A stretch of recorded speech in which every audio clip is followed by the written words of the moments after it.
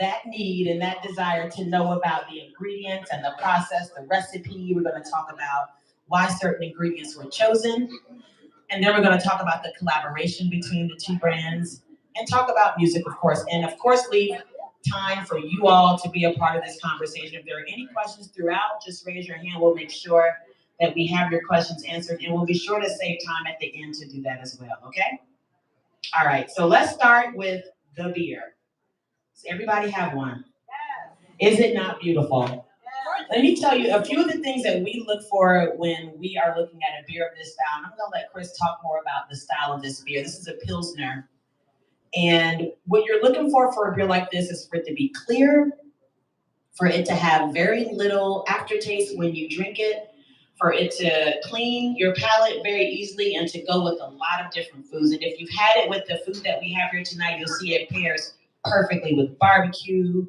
You could also do this beer with wings, pizza, anything that was great for a crab boil or burrow, as they say. Yep, crab burrow. Delicious for that as well. So I'm going to ask Chris, just to start out, talk about this style of beer, kind of what makes it a Pilsner, and what we're looking for when we taste and smell and observe a beer like this one. Turn the mic on. Well, I think first of all, you sticking to light beers. Gipp told me he wanted something light. So when he named out the type of beers that he wanted, it was Pilsner. Because it's easy drinking, like nothing too heavy, not hoppy, not too much alcohol. And like you said, you want to keep it clean and clear.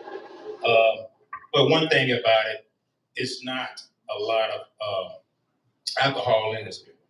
So with that being said, it can go well with a lot of different foods and stuff like that. But it's not a real complex beer. And that's one thing we want to keep it simple. And that's what we did. And there's not really a lot to say about these because it was really a simple beer.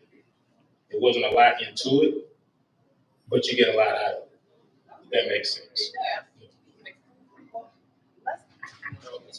Let's talk about that real quickly, Gipp, because you were the driver for this style of beer. Hello, Norfolk Southern Railroad.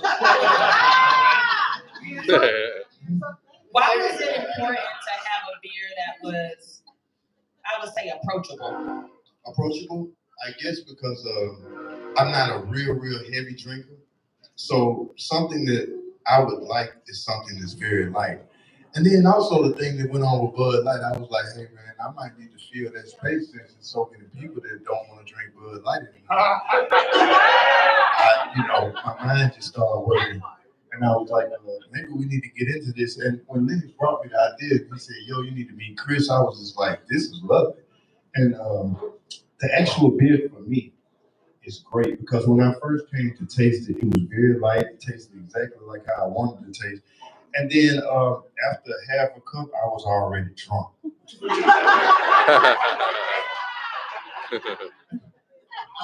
I'm an Indian, man. I'm telling y'all. So drinking. It has. Baby, I'm sorry. This is perfect. Yeah. Because I want to ask Chris real quickly. So this is a lighter beer. When we say light, some of us think of the color. You may think of the flavor or the heaviness or the mouthfeel. You may also think about the alcohol by volume, right? So what's the ABV or alcohol by volume for this beer? And traditionally, what is the range that you might find a beer like this in? This is 4.9 ABV, which is alcohol by volume. So a lot of Pilsners, and I didn't want to say it, but Bud Light. So it was, he wanted to go kind of like a Bud Light, but to me, he wanted more taste. And to me, most Pilsners, Bud Light stuff like that, right around 5, a little bit over 5. But I wanted something to get him that is light, but also you can mix this beer with something. You can throw a lime in it, and it still tastes good. It can have a different little taste. It may give you a slight Corona taste if you're if you own that. But it was just keeping it, something you want. Because I love light beers, but I'm into more heavy stuff. But yeah, because I got some stuff over there 13%. So let's get into it. Let's get. But that ain't nothing. The night is young. But it's nothing you're gonna drink all day. You know what I'm saying? This is something you can go, like you cutting the grass, just got to working out, something on there. And that's what he said. He wanted something like to where he can see people maybe coming out his neighborhood grocery store. Yeah, exactly. Exactly. So I just sat down and figured it out. So beer is primarily made of 4 ingredients: water, some kind of grain, so that could be barley, wheat. In this case, it's some kind of Pilsner malt. You throw hops in there as well, and yeast. And yeast is the thing that makes it turn into alcohol.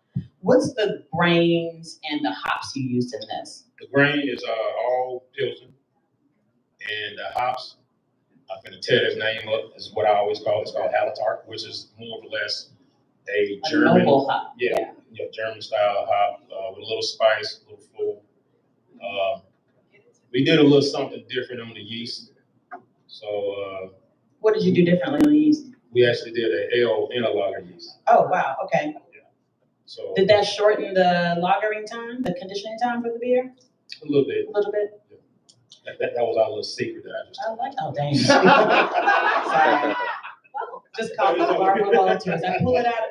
Listen, so beer falls into 2 categories. Beer is either an ale or a lager, one or the other, right? And within those 2 categories, lots of derivatives from beer. And so this is one of the older styles, right, Chris? Would you say a Pilsner is one of the traditional styles? It's German.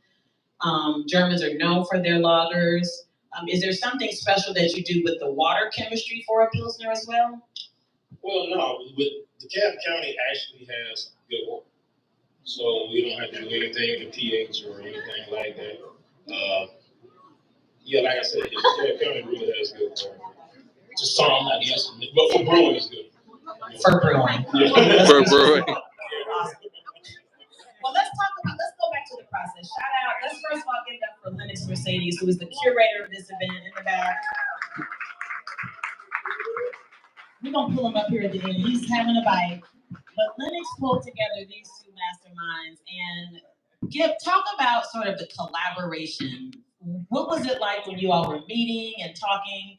Why was collaborating an important part of this? Because we know a lot of this industry can be singular in nature. A lot of brewers do their own thing. They don't really reach out into the community. But this is a true collaboration, an Atlanta-bred collaboration. Talk a little bit about why that was important to you. Very important. I guess because of my family makeup judgment. I mean, anytime it comes to being able to work with somebody that's a master in their craft, that's something that we always champion. And when Lennox brought me the idea of doing a beer, and with the first Black man to open up his own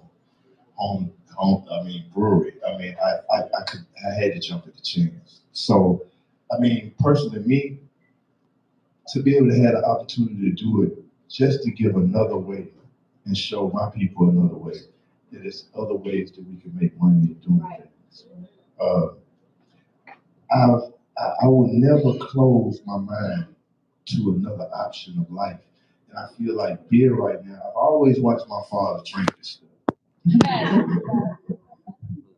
And I always wondered why he loved it so much.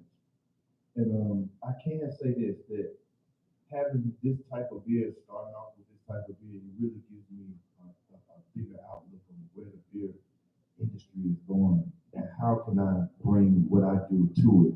Like, we started off light here, but I like flavor. So I'm trying to figure out how we put strawberry and banana, all kinds of stuff in the beer. You know, because I'm like, it gotta be another place that beer can go that nobody's just tried. And I just feel like maybe my face and maybe my offerings could bring a new place and a new genre for beer. Just like just in flavors and stuff.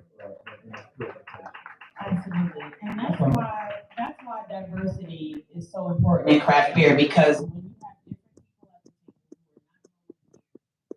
the table who are not it brings creativity, it brings another page in this history. And to be quite frank about it, Georgia and Atlanta is very new in this craft beer space. There are states like Colorado, you go to Washington and Oregon, they've been doing beer for 30 years, and there are so many craft breweries there you can't go anywhere without seeing one. Atlanta is still very new in this, so there's a lot of room for growth and creating new outlooks and new opportunities for beer. And I felt like if me and Chris got together, maybe we would find other people that wanted to be involved in this. And we got to start just learning how to move as a family. One thing that you can say about my family, the Dungeon family, you watched us move together for 30 years. Yep. And it's worked for us. It worked for us to take care of our kids. And I feel like if two faces like this and two men like this can get together, if we get a family and a team of people, maybe we can change some of the things that's going on in this industry. Yeah, absolutely. I think that's a sort of a groundbreaking mentality, and that's what's absolutely needed here, for sure. Dungeon family, absolutely groundbreakers. Down home brewing, down groundbreakers in the craft beer space. And another thing, I want to tell y'all also that I got a non-alcoholic spirit line also that I'll probably be able to join with this beer. There you go. Okay, and I'm gonna tell you why I can do this. We did a non-alcoholic, alcohol line for people who can't drink alcohol anymore. We took the alcohol out and we put cannabis in it. So for those that smoke, we call this smoking drink. A smoking drink. You'll never get a DUI, and the only thing gonna happen, you just gonna go to sleep. So that's the reason why when Lennox came to me and was like, "Yo, Gipp, you want to get in the beer?" I'm like, "Yes." And he said, "Chris is the man." So if I could take what I did in this business and bring it over to this business, maybe we can change the world. Yeah. And this is your Zaga brand, which, as everyone knows, if you may not know, there is a Zaga bar set up right down this hallway. Tell us a little bit about Zaga, came to be. Zaga, just with me just never being a real big drinker and just trying to figure out a way how I could enjoy drinks with my friends and enjoy the way I like to drink it. And so I was like, okay, I met this scientist and he was like, "Yo, Gipp, I can make every type of alcohol and taste. I can make liquor, I can make bourbon, vodka, anything. And we take the alcohol out and we just infuse it with cannabis. And man, it's been a new world. And we got some in the bags and stuff, so y'all can take it home and learn about it. But I had it at my mother's 85th birthday. And everybody woke up and said they had a good sleep. It worked. Sounds like a hit. So I'm a big fan of beer cocktails, so I liked what you did there. Could people take their beer back there to the Zaga bar and have it infused? The biggest thing about this is that you'll never get drunk. You can drink the white, you can drink the brown, you can go back to pina colada. And one thing about it, you'll never get sick because the ingredients is cannabis. Yeah. It just tastes like what you like. But you're gonna get the feeling. How long have you been doing this? How long has your company been around? About half a year. Okay, so it's new. Yeah, it's new. So, we building it from ground up, and I just think that, a lot of people, the older you get, it's all about your body, so I'm just giving you options where you got a light beer from Gipp, and you got some CBD from Gipp. Shit. Options. I'm helping. Yeah. So, yeah, man, it's a great thing. And then he's put some bags together. We got some Zaga in there. I gave y'all some good night gummies. I gave y'all some syrup that y'all can put in y'all drinks. So y'all got a lot of stuff and options in the bag and products that y'all can use at home. Absolutely. If you don't have a bag, you can definitely upgrade to get a bag at the door, see the ladies, because the bag has a lot of goodies in it. It's a good goodie bag, you know what I'm saying? So there's a 4-pack of the beer. There's some of Gipp's goodies in there as well, a t-shirt and a cup. It's a fantastic takeaway. And the bag is actually a cooler bag, so it'll keep your beer cold when you go to the park or whatever you want to do. Let's talk about the name of the beer real fast, and then I want to open it up for questions because I know folks have questions and want to talk. See, that's Lennox right there. Let's talk about the name of the beer, Lennox. Yes, It's South-spoken. Morehouse. How did you? What's the sort of the backstory to the name?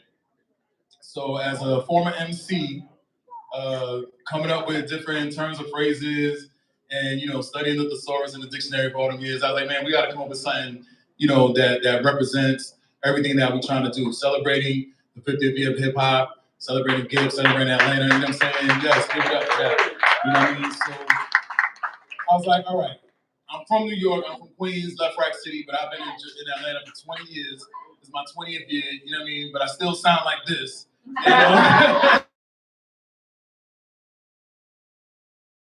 And then I was looking for different ideas for the name and everything. And I was like, soft-spoken. All right, I looked it up. There was nobody really using it.